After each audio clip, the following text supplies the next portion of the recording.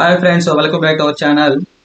So ఎవరైతే private టీచర్గా minimum 5 years ఒకే స్కూల్లో పనిచేస్తున్నారో వాళ్ళకి స్కూల్ యాజమాన్యం ఎంప్లాయీకి గ్రాడ్యుయేట్ కల్పించాలండి. ఎటువంటి స్కూల్ కల్పించాలంటే local schools plus corporate schools అనేది ఖచ్చితంగా కల్పించాలి ఎంప్లాయీకి.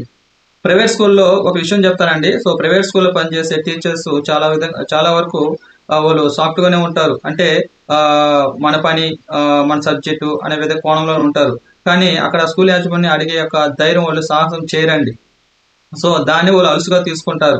సో ఆ విధంగా ఉంటే ఆ యొక్క గ్రాడ్యుయేట్ డబ్బులు అనేది మీకు రాకపోవచ్చును. కనుక మీరు ఇంకొకరిని రెచ్చగొట్టాలి. సో ఒక రెచ్చగొడితేనే గ్రూప్ అనేది ఫామ్ అవుతుందండి. సో అప్పుడే కదా ఒక కరేజ్ తయారవుతుంది.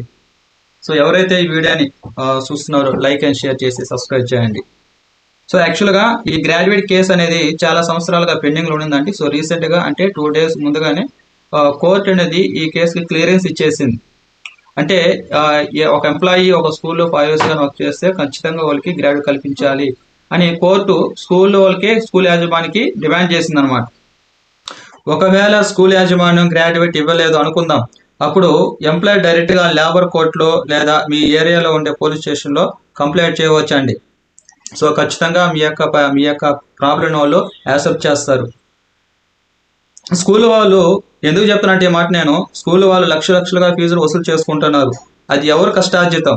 మీరు కష్టపడితేనే కదా, మీరు తిరిగి కష్టపడితేనే కదా ఫీజుల డబ్బులు వాళ్ళు దండుకుంటున్నారు స్కూల్ వాళ్ళు. దాంట్లో కూడా మీ డబ్బులు ఉన్నది. సో ఆ డబ్బులు అనేది మీకు గ్రాడ్యుయేట్ రూపంలో స్కూల్ వాళ్ళు మీకు పే చేయాలి. మీకు చెప్పింది అర్థమైందా? సో చాలా ఏరియాలో టెట్ నోటిఫికేషన్ కోసం గొడవలు ధర్నాలు చేస్తున్నారండి కలెక్టర్ ఆఫీస్ కాడ. సో వీలైనంత వరకు నాకు తెలిసి ఇప్పుడు ప్రజెంట్ ఈ లోకల్ కండిషన్లో అంటే సర్పంచ్ యొక్క పదవి కాలం పూర్తయిపోతున్నది. సో కాబట్టి పంచాయతీ ఎలక్షన్కి ఎటువంటి షెడ్యూల్ ఈసీ రిలీజ్ చేయలేదండి. సో మేబీ ఒక 2 months టైం పడుతుంది టెట్ నోటిఫికేషన్ అవ్వడానికి.